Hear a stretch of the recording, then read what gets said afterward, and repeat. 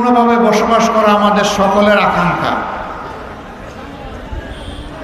সেই আকাঙ্ক্ষা পূরণে কখনো কখনো কিছু ব্যতিক্রম ঘটেছে।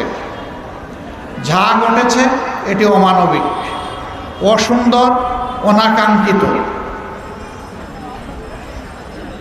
স্বাধীনতা পেলাম ৫৪ বৎসর।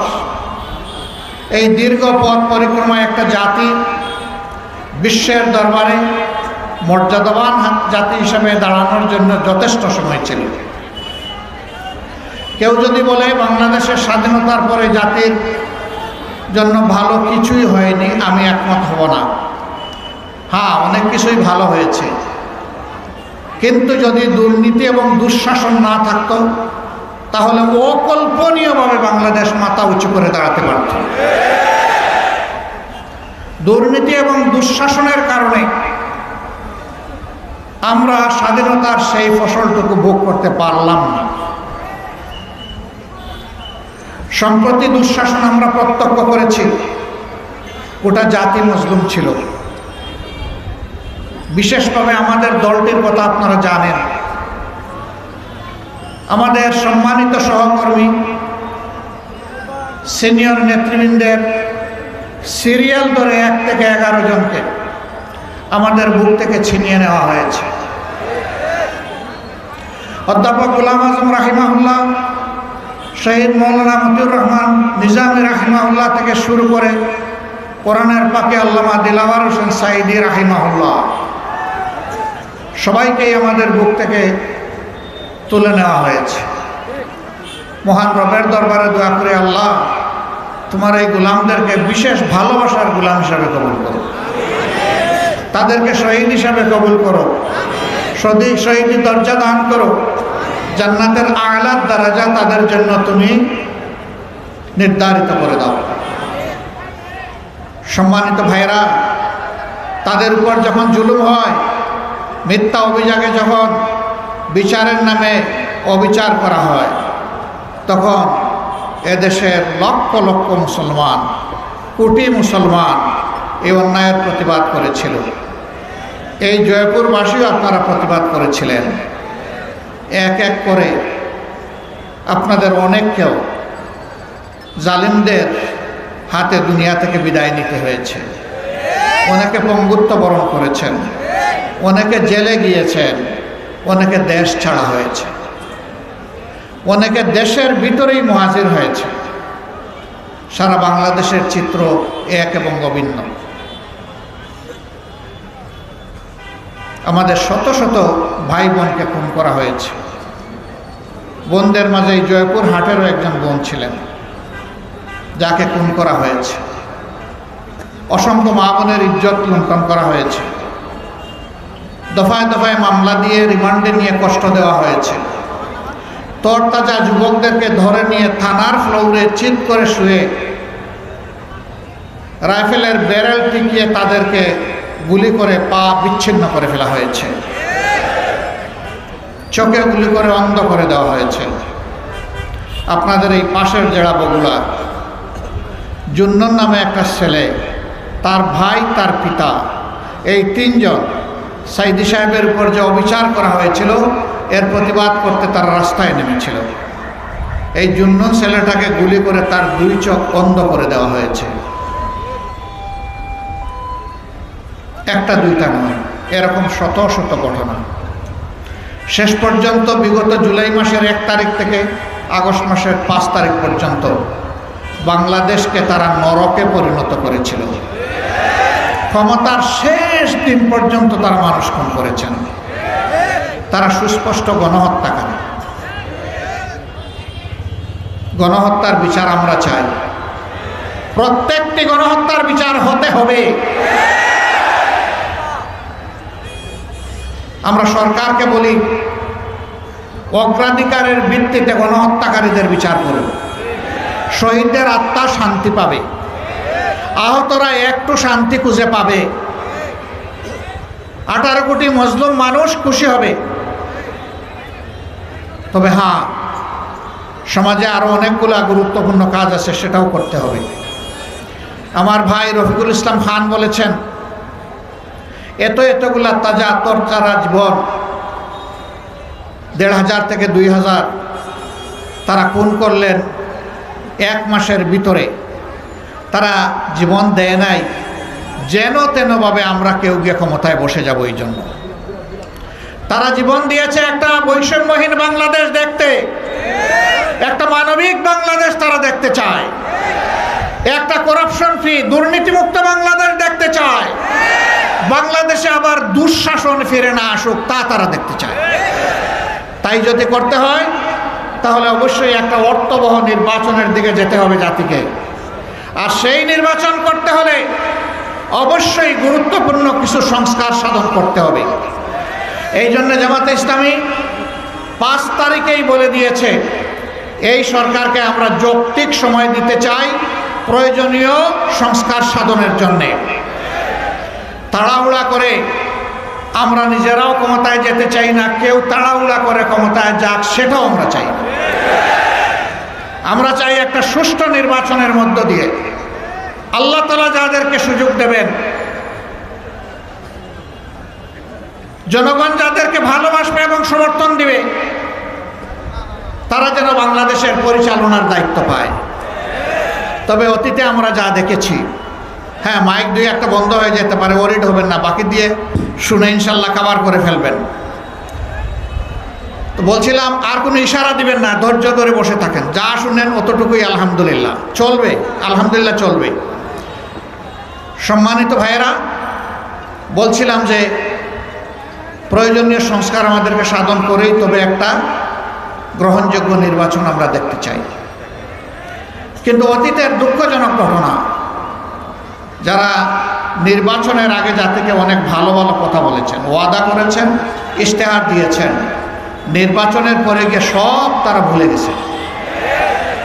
5 বছর জাতিকে দেওয়া ওয়াদা বাস্তবায়নে তারা আগ্রহী ছিলেন না, বরঞ্চ অনেকেই প্রতিপক্ষ দমনে ব্যস্ত হয়ে পড়েছিলেন। আপনি তো দেশ গঠন করবেন, আপনি দমনে ব্যস্ত হলেন কেন? দেশ গঠন করলে তো এমনি যার যেটা পাওনা বিচারের মাধ্যমে সেটা পাবে এবং নির্বিশেষে সমস্ত মানুষ উপকৃত হবে। এর কারণ 2টা। ক্ষমতায় যারা গিয়েছেন তারা যথাযথভাবে আল্লাহকে ভয় করতেন না। আদালতে আখিরাতে আল্লাহ তাআলার দরবারে তাদের দায়িত্বের জন্য, কর্তব্যের জন্য তাদেরকে জবাব দিতে হবে এই বিশ্বাস তাদের ছিল না। যদি থাকতো তাহলে আল্লাহকে ভয় করে তারা চলতেন, তাদের হাতে জনগণের জীবন, সম্পদ, ইজ্জত সম্পূর্ণ নিরাপদ থাকত।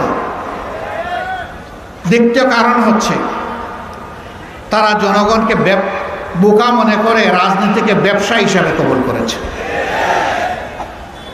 ক্ষুধার্ত হয়ে বসে থাকেন, কখন ক্ষমতায় যাব, আর পেট করে খাইতে খাইতে বদহজমি পর্যন্ত বুঝবে। বদহজমি বুঝেন? ক্ষমতা যখন চলে যায় তখন পেটে কুসা দিলে সব মুখ দিয়ে বের হয়ে যায়। হচ্ছে না? অতীতে হয়নি? হয়েছে, হচ্ছে, হবে।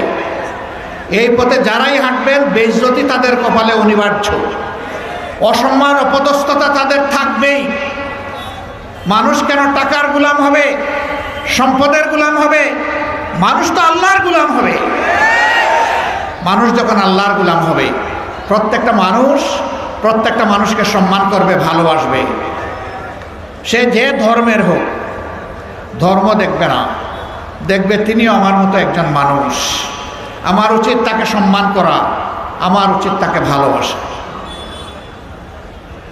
অনেকে বলে নির্বাচিত হওয়ার আগে নির্বাচনের সময় ছেলেকেও বাবা ডাকে, বাবাকেও বাবা ডাকে।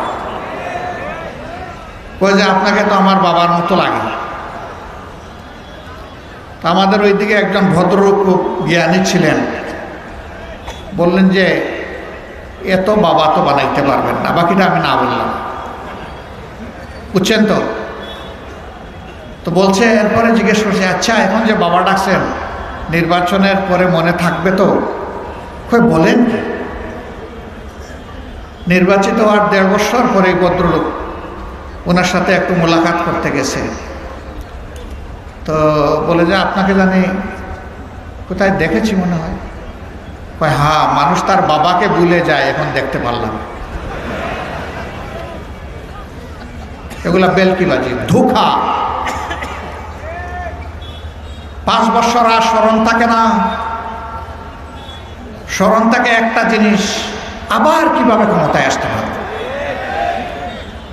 এই জন্যে নির্বাচন হয় 14 সালে, সেখানে মানুষ যায় না। নির্বাচন হয় 18 সালে, সেখানে নিশিরাতের নির্বাচন হয় 24 সালে, সেখানে হয় আমি আর মামু, আমি আর ডামের নির্বাচন। একই দলের মধ্যে প্রতিদ্বন্দ্বিতা। মানুষকে নিয়ে তামসা করা হয়েছে। মানুষের ভোটের অধিকার, ন্যায় বিচার পাওয়ার অধিকার, খাওয়ার অধিকার, বাঁচার অধিকার, সমস্ত অধিকার, শিক্ষার অধিকার, স্বাস্থ্যসেবার অধিকার সব তছনছ করে ফেলা হয়েছে। আমরা সেই অধিকারগুলো দেখতে চাই যে আবার মানুষের অধিকার মানুষের কাছে ফিরে এসেছে। কিভাবে আসবে? অতীতে যারা মানুষের অধিকার লুণ্ঠন করেছে, তাহলে ভবিষ্যতে আবার তাদেরকে ক্ষমতায় আনতে হবে, তাই না? লুণ্ঠনকারীদেরকে আর ক্ষমতায় আনা যাবে না। বর্তমানেও যদি কেউ লুণ্ঠনকারী হয়ে থাকে, তাহলে তাকে কি আরেকবার পরীক্ষা করার দরকার আছে? দরকার নাই। এত কষ্ট, এত দুর্বিষহ যন্ত্রণা দেওয়া হয়েছে বাংলাদেশ জামাত ইসলামীকে, কিন্তু আল্লাহর অশেষ মেহেরবানি, আমরা আমাদের সহকর্মীদেরকে, আপনাদেরকে অনুরোধ জানিয়েছিলাম, শান্ত থাকুন, ধৈর্য ধরুন এবং দেশ গঠনে অংশগ্রহণ করুন।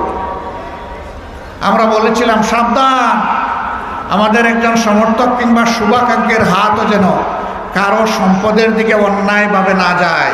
কেউ চাঁদা নেবেন না, কেউ ফুটপাত দখল করবেন না, কেউ কোনো স্ট্যান্ডে গিয়ে দখলদারি দাবি করবেন না।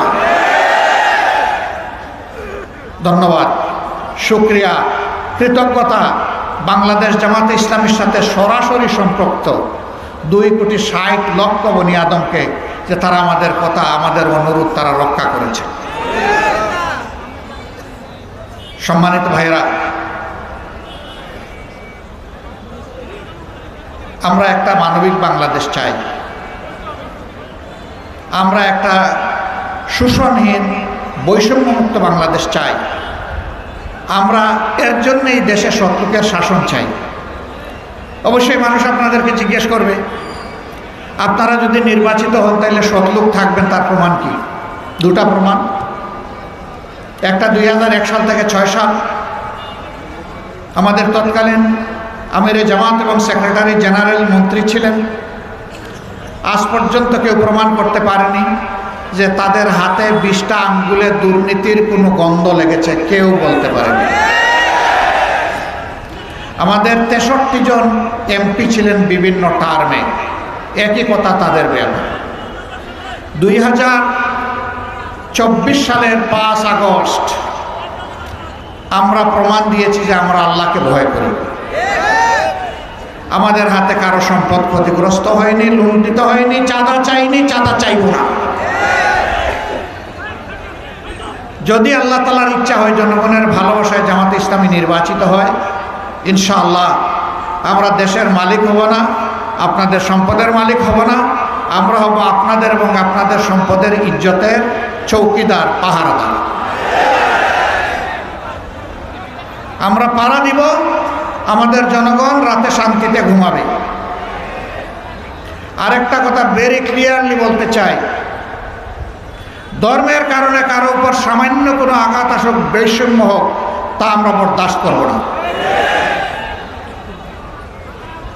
যদি বাংলাদেশে মসজিদ পাহারা দেওয়ার দরকার না হয়, তাহলে ওরকম একটা সরকার কায়েম হলে তখন ইনশাআল্লাহ মন্দির, প্যাগোডা, চার্চ, মঠ কিছুই পাহারা দেওয়ার দরকার হবে না। যারা এ দেশে জন্ম নেবেন, বসবাস করবেন, তারা সকলে এ দেশের গর্বিত নাগরিক। তারা কোন ধর্মের এটা দেখার দরকার নেই। রাষ্ট্র ধর্মের ভিত্তিতে নয়, বরঞ্চ রাষ্ট্র যোগ্যতার ভিত্তিতে সকল নাগরিককে তার যোগ্য জায়গায় পৌঁছে দেবে ইনশাআল্লাহ। রাসূল মকবুল সাল্লাল্লাহু আলাইহি সাল্লাম যে রাষ্ট্রের দায়িত্বশীল ছিলেন, শাসক ছিলেন, সেবক ছিলেন, যাই বলেন, সেই রাষ্ট্রে এইভাবেই সকল ধর্মের মানুষেরা তাদের অধিকার পেয়েছিল। তবে হ্যাঁ, যদি রাষ্ট্রের সাথে কেউ বিশ্বাসঘাতকতা করে, সে মুসলমান না হিন্দু, বৌদ্ধ না খ্রিস্টান, এটা দেখার বিষয় নয়, বিশ্বাসঘাতকতার জন্য তাকে শাস্তি পেতেই হবে, এটাও অবধারিত। কিন্তু রাষ্ট্রের একজন সুশীল সভ্য নাগরিক হিসাবে যেই ভূমিকা রাখবে, রাষ্ট্র তাকে ইজ্জতের সাথে বুকে ধারণ করবে ইনশাআল্লাহ। আজকে দেশে লক্ষ যুবক বেকার, বেকারত্বের হার আমাদের 34%। আমরা এটা দেখতে চাই না। কেন? কারণ একটাই। কেন দুর্নীতি? কারণ একটাই। কেন দুঃশাসন? কারণ একটাই, যে দেশে সুশিক্ষার কোনো বন্দোবস্ত নাই। আজকে সমাজের বিভিন্ন জায়গায় যারা যাচ্ছে, সাধারণ শিক্ষায় শিক্ষিত হয়ে তাদেরকে শেখানো হয়নি, হে আদম সন্তান, তুমি মাস্টার্স করেছো, তুমি গ্রাজুয়েশন নিয়েছো, তুমি চিকিৎসক হয়েছো, তুমি প্রকৌশলী হয়েছো, তুমি কৃষিবিদ হয়েছো, তুমি একজন ডিপ্লোমেট হয়েছো, তুমি মনে করবে না আল্লাহর দেওয়া মেধার তোমার বাপের টাকায় তুমি হয়ে গিয়েছো, বরঞ্চ এদেশের 18 কোটি মানুষের তোমার ব্যাপারে বিনিয়োগ আছে, তোমার পিছনে বিনিয়োগ আছে।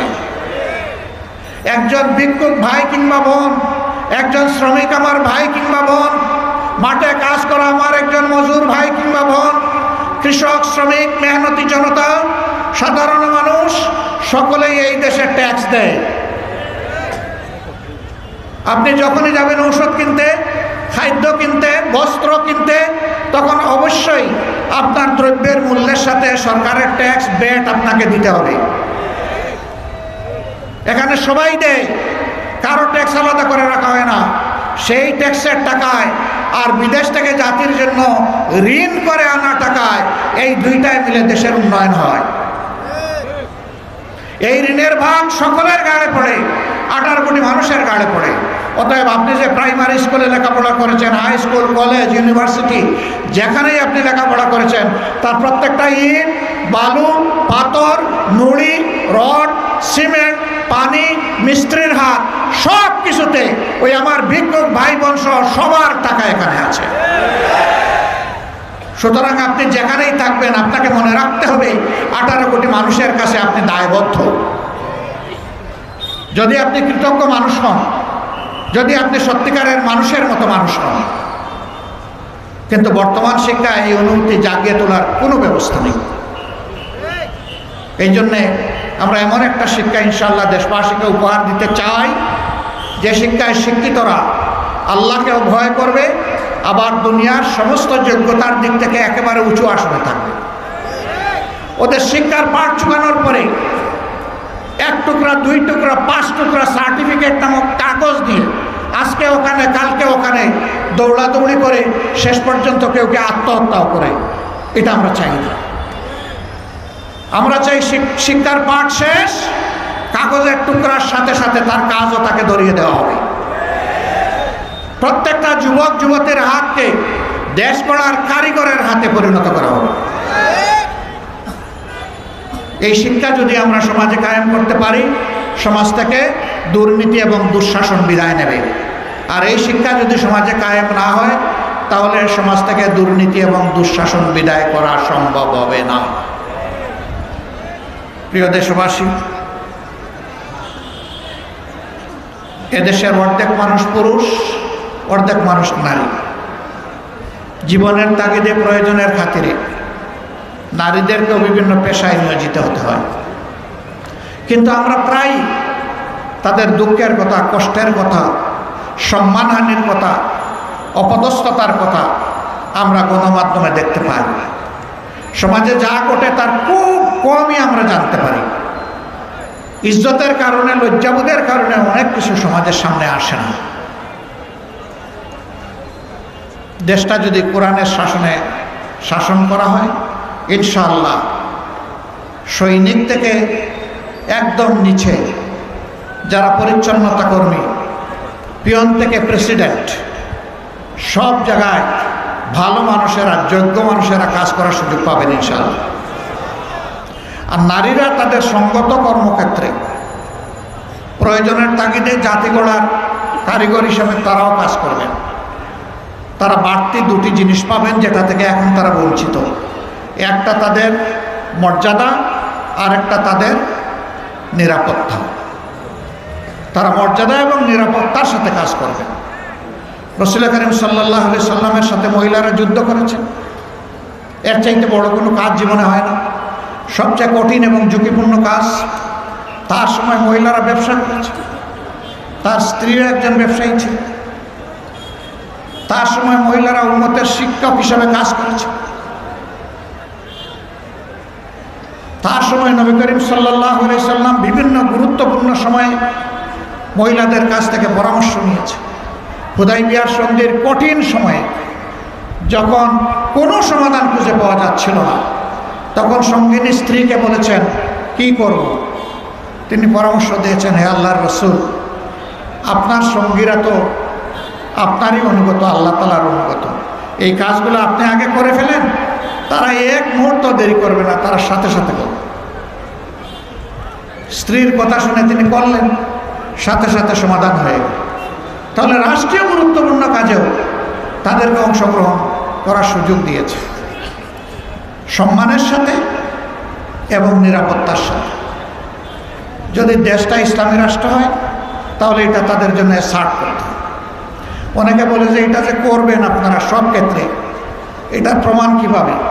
হ্যাঁ, আমরা নিজেরা কিছু ছোটোখাটো প্রতিষ্ঠান চালাই। সেই প্রতিষ্ঠানগুলোতে শত শত কর্মচারী কর্মকর্তা কাজ করে। এরকম একটা ছোটো প্রতিষ্ঠানের সাথে আমারও সম্পর্ক আছে, একটা মেডিকেল কলেজ।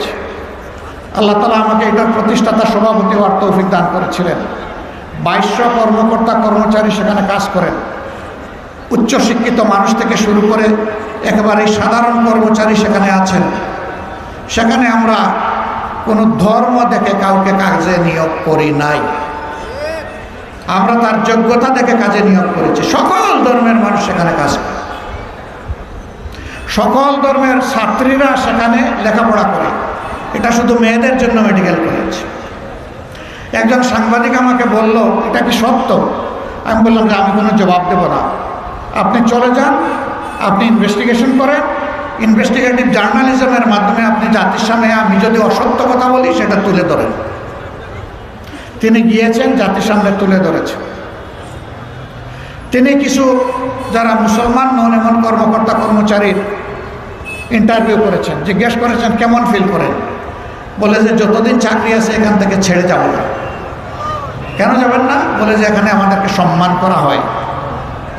আমি যখন মাঝে মধ্যে যাই, আমি তখন ওখানকার ক্লিনারদেরকে খুঁজে বের করি, পিয়ন গার্ডদেরকে খুঁজে বের করি, আমার ওয়ার্ড বয়দেরকে খুঁজে বের করি। বের করে একটু বুকে জড়াইয়ে ধরি। ওদের ঘামটা আমার কাছে আতরের সুগন্ধির মতো লাগে, কারণ এদের ঘামের উপর এই প্রতিষ্ঠান চলে। এরা এই প্রতিষ্ঠানের প্রাণ। এদেরকে যদি আমরা প্রাণ দিয়ে ভালোবাসি, এরাও প্রতিষ্ঠানটাকে, দেশটাকে ভালোবাসবে। এবং এটা তো এমন একটা জায়গা যেখানে মানুষ অসহায় হয়ে সেবা নিতে আসে। সুতরাং এরা যদি ভালো পরিবেশ পায়, ভালো মননশীল হয়ে গড়ে ওঠে, এখানে নিতে আসা, সেবা নিতে আসা মানুষগুলো এখানে আরাম পাবে। আমি নিজেকে ধন্য মনে করি এদেরকে বুকে জড়াইয়ে ধরে। আমি আরেকটা কারণে জড়াইয়ে ধরি, আল্লাহর হাবিব বলেছেন ধনীদের চাইতে গরিবরা 500 বছর আগে আল্লাহর জান্নাতে ঢুকবে। আল্লাহ যদি ওই সময় এদের ফাইলে আমারও মেহরবানি করে ঢুকাই দেয়। এই জন্য আমি তাদেরকে ভালোবাসি। আমি আমার একজন কর্মচারীকে কখনো তার ভুলের জন্যে, অপরাধের জন্য আরেকজন কর্মচারীর সামনে বিচার করি না। যদি হ্যাঁ কোনো নারী কর্মচারী বা কর্মকর্তা এরকম করেন, তাইলে আরেকজন নারী রাখি তার সামনে। কিন্তু পুরুষ হলে একজনই যথেষ্ট। গালি দিয়ে চাবক পেরে শাসন করি না, মাথায় হাত দিয়ে বলি বাবা তোমার কাছে এটা আশা করি। মেয়ে হলে বলি মা তোমার কাছে তো এটা আশা করিনি। আমার বিচার বলেন, শাসন বলেন শেষ। শুকর মাবুদের আমার যে ভাইটাকে, বোনটাকে, মেয়েটাকে, ছেলেটাকে এরকম শাসন করেছি জীবনে, আর তাদেরকে আমার দ্বিতীয়বার শাসন করার প্রয়োজন হয় নাই। মানুষকে সম্মান দিলে মানুষ এই সম্মানের প্রতিদান দেয়। আমরা এমন একটা সময়, একটা মানুষ প্রত্যেকটা মানুষকে সম্মান করবে এবং ভালোবাসবে। এর নামই হচ্ছে মানবিক সমাজ, মানবিক বাংলাদেশ। এই বাংলাদেশটা আমার সহকর্মীরা আপনারা গড়ে দিতে পারবেন তো ইনশাল্লাহ? দেখি একটা হাত তুলেন তো মজবুত করে। আলহামদুলিল্লাহ, আপনারা হাত নামান। অনেক শুকরিয়া। যেহেতু জয়পুরের মানুষ হাত তুলেছেন, আশা করি যে আগামীকাল থেকে মানবিক বাংলাদেশ হয়ে যাবে, তাই না? হবে না, আরো অনেক লড়াই করতে হবে আমাদেরকে। আমাদের সন্তানেরা কি স্লোগান দেয়? ওরা স্লোগান দেয়, আবু সাইদ মুগ্ধ, শেষ হয়নি যুদ্ধ। ঠিকই ওরা বুঝেছে আমাদের যুদ্ধ শেষ হয়নি। স্বৈরাচার, দুরাচার সমাজ থেকে বিদায় না হওয়া পর্যন্ত আলহামদুলিল্লাহ, ইনশাআল্লাহ আমাদের সংগ্রাম, লড়াই সমান তালে চলবে ইনশাআল্লাহ। তাতে যত দিন লাগে লাগুক, আমাদের কোনো তাড়াহুড়া নাই। জীবন একটাই, মার পেট থেকে একা এসেছি, কবরের পেটে একাই ঢুকবো। সেই ঢুকাটা যেন আল্লাহ তাআলার কাছে পছন্দের হয়, সে জীবনটাই চাই। আসুন আজকে থেকে আমরা জনে জনে, ঘরে ঘরে ছড়িয়ে পড়ি, মানুষকে বলি যে আল্লাহ আমাদেরকে সৃষ্টি করেছেন, সেই আল্লাহর দেওয়া আইনেই আমাদের সকলের জন্য উত্তম সমাধান রয়েছেন। সেই সমাধানের দিকে আমরা যেতে চাই। আপনারাও আমাদের সঙ্গে হন। যারা রাজি হবেন তাদেরকে বলবেন, আপনাদের একটুখানি ভালোবাসা চাই, একটু সমর্থন চাই, একটু সহযোগিতা চাই, আপনাদেরকে পাশে চাই, আপনাদের বুকের বিছানায় আমাদের জন্য একটু জায়গা চাই। আপনারা পারবেন তো এই দাওয়াত নিয়ে বসতে? কোরআনের এই দাওয়াত নিয়ে বসতে পারবেন?